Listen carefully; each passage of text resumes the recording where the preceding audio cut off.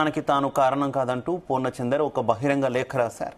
స్వేచ్ఛ మానసికంగా కుంగిపోవడం వల్లే ఆత్మహత్య చేసుకున్నట్టు తన లేఖలో పేర్కొన్నారు. అయితే పోలీసులు మాత్రం తన కుటుంబ సభ్యులను బెదిరిస్తున్నారని అసహనం వ్యక్తం చేశారు. స్వేచ్ఛను వాళ్ల నాన్న తిట్టడం వల్లే మానసికంగా కుంగిపోయిందని తెలిపారు.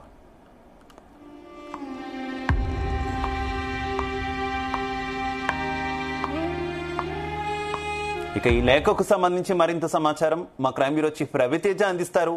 రవితేజ, 2 రోజులుగా స్వేచ్ఛ ఆత్మహత్య కేసులో ప్రధాన నిందితుడు కారకుడు అయినటువంటి పూర్ణచందర్ పరారీలో ఉండడము, అతని కోసం తీవ్రంగా గాలిస్తున్నటువంటి క్రమంలో ఇప్పుడు మీడియాకు అటు పోలీసులకు తెలిసే విధంగా పూర్ణచందర్ ఒక కీలకమైనటువంటి లేఖని రిలీజ్ చేయడం జరిగింది. దాంట్లో స్వేచ్ఛకు తనకు పరిచయం ఎప్పుడు ఏర్పడింది, తన తల్లిదండ్రులు స్వేచ్ఛ పట్ల ఎలా బిహేవ్ చేసేవాళ్ళు, తన కూతురు విషయంలో నేను చేసినటువంటి సహాయం ఏంటి, ఇన్ని రోజుల పాటు స్వేచ్ఛ విషయంలో నేను ఈ నిజాలు బయటికి చెప్పాల్సినటువంటి బాధ్యత నా పైన కనబడతా ఉంది, అంతా ఒకవైపుగా నెట్టి తప్పు మొత్తం పూర్ణచందర్దే అంటూ కూడా ఏదైతే తన పైన ప్రచారాన్ని జరుపుతా ఉన్నారో దాని విషయంలో ఒక క్లారిటీ ఇస్తా ఉన్నానంటూ కూడా 6 పేజీలతో కూడినటువంటి ఒక లేఖని మీడియాకు రిలీజ్ చేయడం జరిగింది. దాంట్లో చాలా విషయాలు, ఎప్పుడు పరిచయం అయ్యారు, ఎక్కడ ఈ వ్యవహారం పెళ్లి వరకు దారి తీసింది, తనతో ఉండాల్సి వచ్చింది, ఈ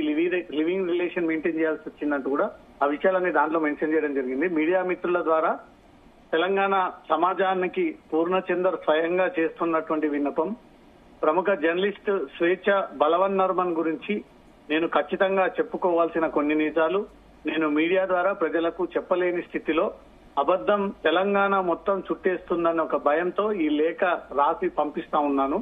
స్వేచ్ఛ నాకు 2009 నుండి పరిచయం. మేమిద్దరము టీ న్యూస్ లో పనిచేసే వాళ్ళము. టీ న్యూస్ లో మేము స్నేహితులుగా ఎన్నో విషయాలు షేర్ చేసుకునే వాళ్ళము.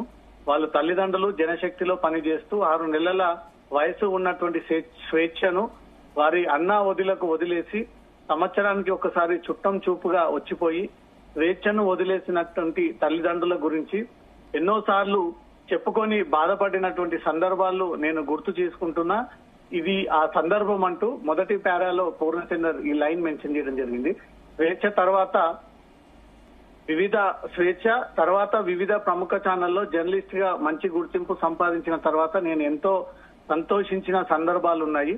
దురదృష్టవశాత్తు 2008 నుండి 2009 మధ్య కాలంలో మొదటి వివాహంలో విడాకులు మరియు 2016 నుంచి 17 ప్రాంతంలో రెండో వివాహంలో విడాకులు, తనకు స్వేచ్ఛ ఏ రోజు కూడా జీవితంలో సంతృప్తిగా ఉన్నటువంటి సందర్భాలు లేవు.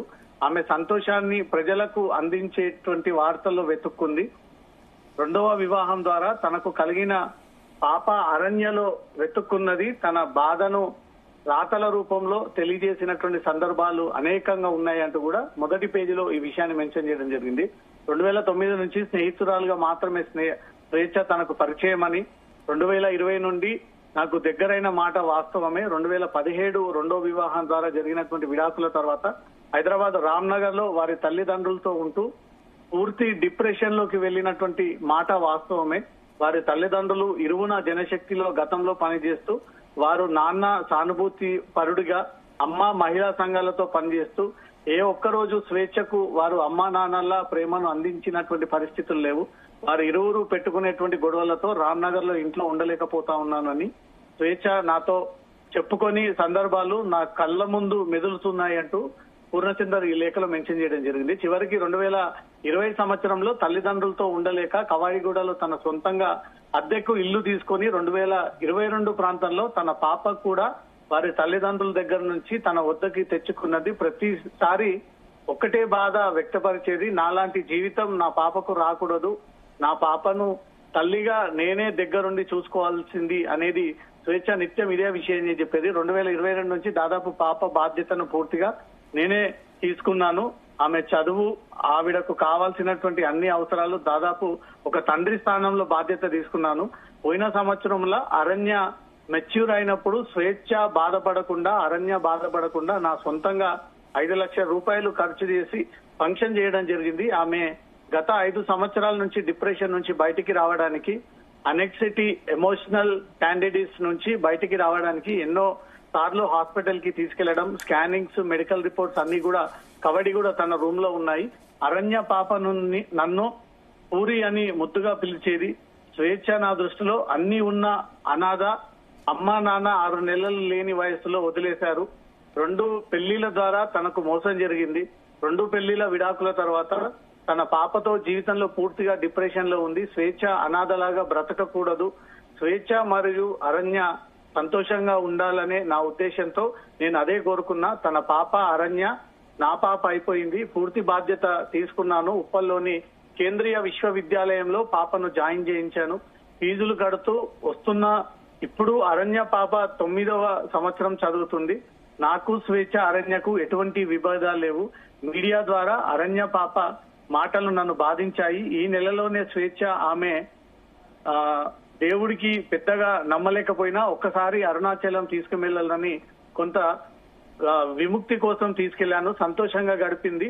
సంఘటన జరిగి ముందు రోజు స్వేచ్ఛ వాళ్ళ నాన్న, స్వేచ్ఛ మరియు అరణ్య ఉంటున్నటువంటి ఇంటికి వచ్చి స్వేచ్ఛ విషయం చెప్పగానే అతను తన మాటల స్వేచ్ఛను పూర్తిగా బాధ కలిగాయి. ఆమెను పూర్తిగా అవమానించాడు వాళ్ళ నాన్న అంటూ. 2 సంవత్సరాలకు ఒక్కసారి ఒక మనిషిని తీసుకువచ్చి మా అల్లుడి అని పరిచయం చేస్తే నేను తలదించుకోవాల్సి వస్తుంది. నాకు డబ్బులు లేకపోవచ్చు, కానీ పీడీఎస్యూలో పనిచేశాను, గౌరవాన్ని కోల్పోను. స్వేచ్ఛ వాళ్ళ నాన్న చేసినటువంటి ఈ అనుచిత అగౌరవ వాక్యాలు ఆమెను చాలా బాధించాయి.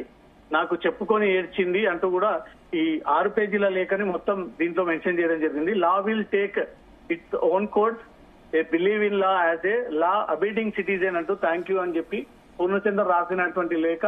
ఇది వాస్తవాలకు కొంచెం దగ్గరగానే కనబడతా ఉంది లేఖ. తల్లిదండ్రులకు దూరంగా ఉన్నటువంటి స్వేచ్ఛ కొన్ని రోజుల పాటు కూతురిని ప్రస్తుతం పూర్ణచందర్ ఎక్కడున్నారు? ఈ లేఖ అయితే ఆయన విడుదల చేసి వాస్తవాలు తెలియజేసే ప్రయత్నం చేస్తున్నారంటూ కూడా చెప్తున్నారు కదా. తర్వాత ఆయన ఏ రకంగా ప్రొసీడ్ అవ్వబోతున్నారు? అరెస్టు నుంచి తప్పించుకునేందుకు కోర్టుకు వెళ్ళే అవకాశం ఉందా? స్వేచ్ఛ ఆత్మహత్య అనేది క్లియర్ కట్ గా అర్థమవుతోంది. ఆత్మహత్యకు ప్రేరేపించాడు అనేది మాత్రం పోలీసుల ఎంక్వైరీలో తేలితే డెఫినెట్ గా పూర్ణచందర్ ను పోలీస్ స్టేషన్ కి పిలిపించి అతను నోటీసులు జారీ చేసి అతను స్టేట్మెంట్ రికార్డ్ చేసుకునేటువంటి అవకాశం కనబడుతోంది. అతను విడుదల చేసినటువంటి లేఖలో ఒక సింగిల్ గా ఉన్నటువంటి అమ్మాయి తన బాధ, తన కూతురు బాధ తట్టుకోలేక ఏనాడు స్వేచ్ఛ తల్లిదండ్రులు తనను ఒక కూతురులా భావించలేదు. కనీసం ఇంట్లో సంవత్సరానికి ఒక్కసారి కూడా తన కూతురు ఉంది అనే ఒక జ్ఞాపకం లేకుండా గాలికి వదిలేసి వదినే కుటుంబంలో స్వేచ్ఛను వదిలేశారు అంటూ మాత్రం పూర్ణచంద్రరావు చెప్తా ఉన్నాడు. తన మీద వస్తున్నటువంటి ఆరోపణలను తప్పించుకోవడానికి ఇప్పుడు తల్లిదండ్రులపై దోషిస్తా ఉన్నాడా, లేదా పూర్ణచంద్రరావు చెప్తున్న దాంట్లోనే వాస్తవం ఉంది? తల్లిదండ్రులు నిజంగానే స్వేచ్ఛను ఒక కూతురు లేక చూడలేదు. వాళ్ళకు ఉన్నటువంటి వారి వర్క్సే వాళ్ళు నిమగ్నం అయిపోయి స్వేచ్ఛను గాలికి వదిలేశారన్నటువంటి మాట వాస్తవం అయితే స్వేచ్ఛ ఆత్మహత్య కేసులో ఏవైతే ఆరోపణలు ఎదుర్కొంటున్నటువంటి పూర్ణచందర్ కు క్లీన్ చిట్ వచ్చేటువంటి అవకాశం ఉంటుంది. ఈ వ్యవహారంలో పోలీసులు కూడా ఈ లేఖ చేరినట్టయితే ఇది నిజంగానే పూర్ణచంద్రరావు రాసినట్టయితే తనకు ఉన్నటువంటి అనుభవాలు, తనకు ఉన్నటువంటి జ్ఞాపకాలు, తనతో ఉన్నటువంటి పరిచయాలు 2 వివాహాల తర్వాత 2 కూడా విడాకుల స్థితికి వచ్చిన తర్వాత తను ఒంటరిగా ఉంటుంది, డిప్రెషన్ లో ఉంటుంది. తెలిసిన అమ్మాయి ఈ రకంగా వదిలేస్తే ఇంకా తీవ్ర అనారోగ్యానికి గురయ్యేటువంటి ఛాన్స్ ఉందని తన కూతుర్ని నా కూతురుగా భావించి నా అవసరాల కోసం డబ్బులు పెట్టి తన కూతుర్ని నా చెంటి పాపలాగా చూసుకొని స్వేచ్ఛతో కలిసి ఇన్ని రోజులు ఉన్నాను. కానీ ఈ రోజు స్వేచ్ఛ కూతురు నాపై చేస్తున్నటువంటి ఆరోపణలు నన్ను బాధిస్తా ఉన్నాయి. దీంట్లో నా హస్తం లేదు, నా ఒత్తిడి లేదు, నేను ప్రేరేపించలేదు, నేను ఎక్కడ కూడా గొడవ పడలేదు. స్వేచ్ఛ తల్లిదండ్రులే స్వేచ్ఛతో గొడవ పడడంతో అది ఆమెకు బాధ అనిపించి ఆత్మహత్య చేసుకోవాల్సి వచ్చిందే తప్ప నేను స్వేచ్ఛతో గొడవపడేటువంటి సందర్భాలు లేవు అంటూ మాత్రం క్లియర్ కట్ గా ఈ లేఖలో అన్ని విషయాలు పూర్ణచందర్ మెన్షన్ చేశాడు. Shiva, right, okay, thank you.